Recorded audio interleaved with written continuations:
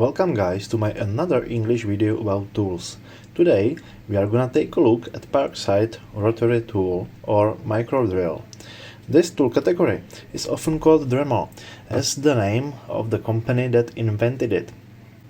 I bought this rotary tool in this kit for just around 15 euros.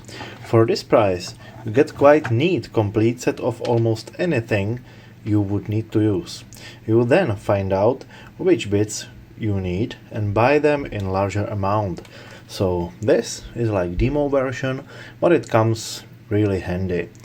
One thing though is that putting the tool in here is pretty tricky and I don't do that. And now, two bad things you need to fix before using the tool and one fail that unfortunately can't be fixed. Absolute madness, I would call use of Type-C connector used for USB-C devices that always has 12.6 volts on it. No, the charger nor the tool don't support any fast charge protocols. These 12 volts are there just all the time. So if you accidentally connect other device to it, you can damage charging circuit and break your device. Moreover, the tool must be charged from this particular charger only. If you lose the charger, good luck.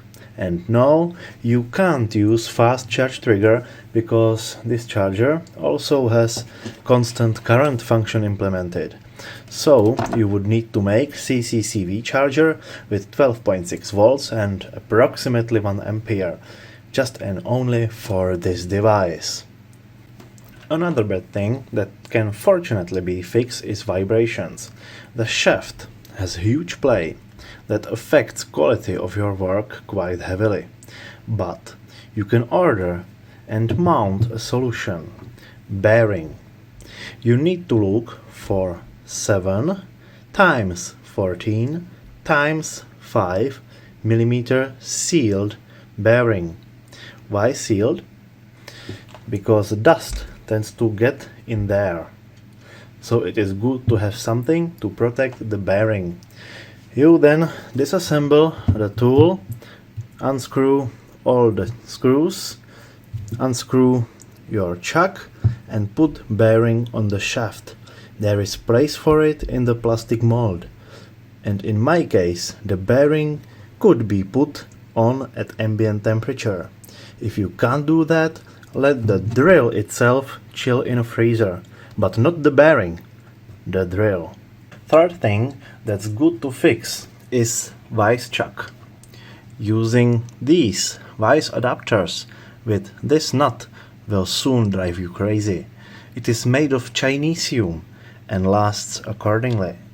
Unfortunately, this thread is not standard metric, but 9/32 of an inch, so you need to look for chuck for a Dremel 4486.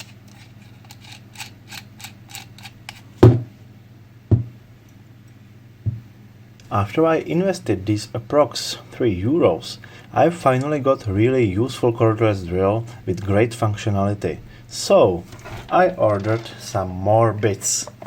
Let me show you.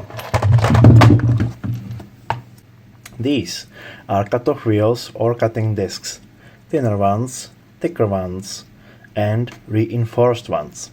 The glass fiber reinforcement is there so your disc doesn't break so easily. These ordinary ones are therefore quite dangerous. If you bend or twist them while the machine is running, they will break and explode, shooting shrapnels all over your place. These are shafts for carrying the cutting discs and these grinding discs. They are great for metal grinding. Wire brushes.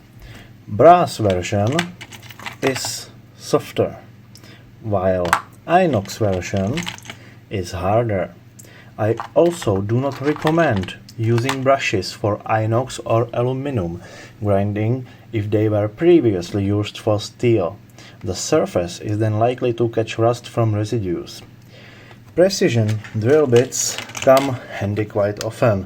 as you would guess. What I can't live without are these milling bits. Great for all plastics and also wood.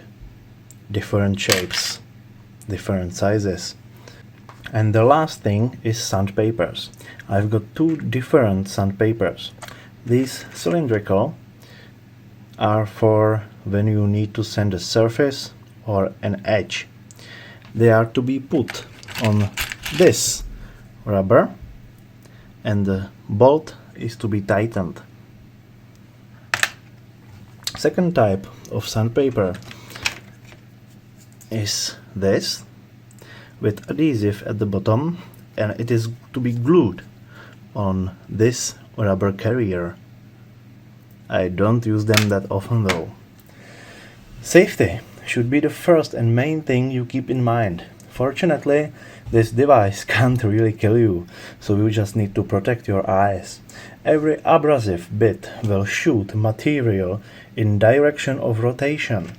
This can be avoided by having your tool in your right hand, so it shoots away from you.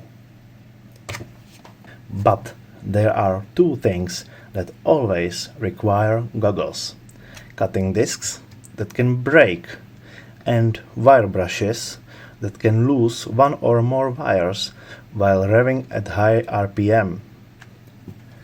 Conclusion: this tool is quite bad out of the box.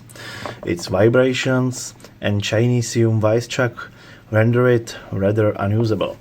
But by investing approximately €3, you can fix all that and have a great tool for your DIY projects. Personally, I use it like once or twice a week, and it is one of the most publicly underrated tools I have ever seen. It comes very handy for small projects. So, if you liked my review, and if you want me to continue recording English reviews and tests, let me know in the comments. Goodbye and see you next time.